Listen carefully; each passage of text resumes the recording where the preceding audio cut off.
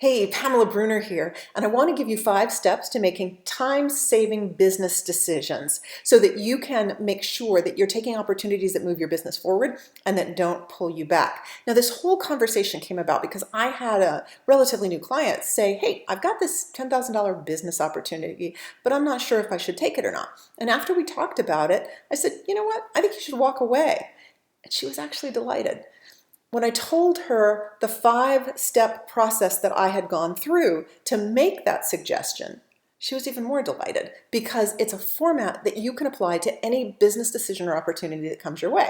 All right, grab a paper, pen, whatever, and take notes. Let's go.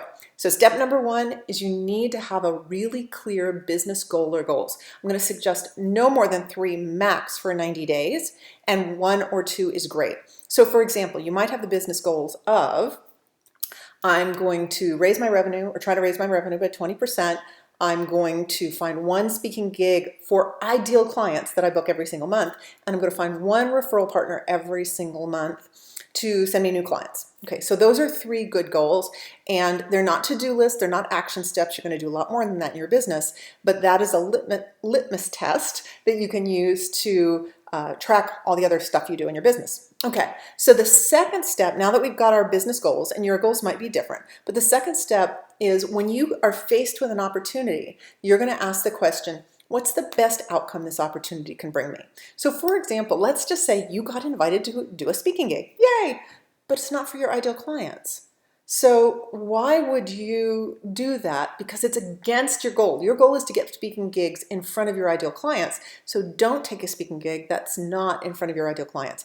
I know when something seems sort of almost, it's often easy to say yes. It's easier to say yes than it is to say, no, that's not in my highest and best good. But if you take a speaking gig that's not for ideal clients, it'll walk you away from your revenue goal, and you don't want to do that.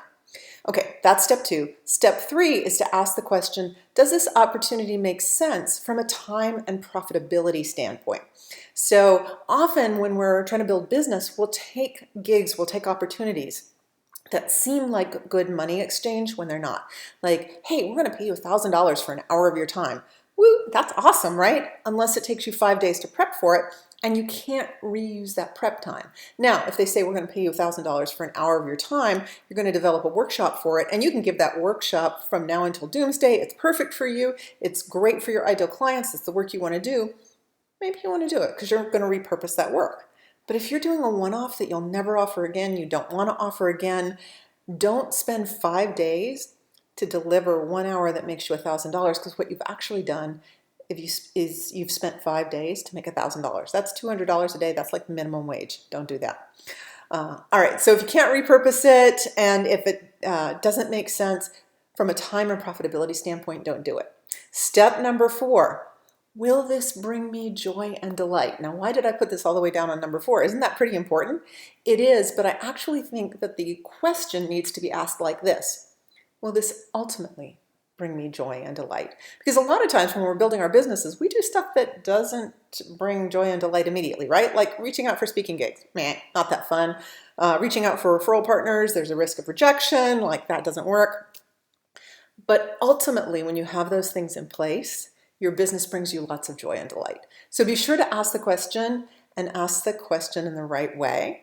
And then make sure that you're not doing a ton of stuff that is not either on the path to mastery, because often when we're working towards mastery, things aren't that fun when we're like practicing, like doing things like that, not that fun, but it's great for ultimate joy and delight. Fifth question, 5th step is this the best way to bring both joy and profitability, or is there a better one? Because again, when you're looking at an opportunity, it may be like, I've got to take this opportunity because there's no other real way. Nothing else may come down the pike. I don't know.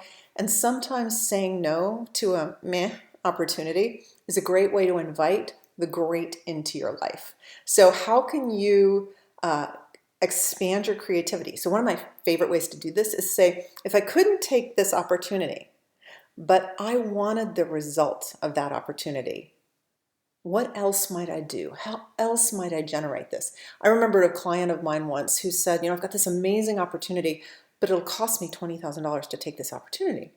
And so we talked about it, and she said one of the best things she ever did was say, if I actually did spend $20,000, but I could spend it anywhere else, is there a way that I could spend it that would be more valuable for me? And she decided there was. So it made it easier for her to walk away from that opportunity, recognizing that there was another way to get the results.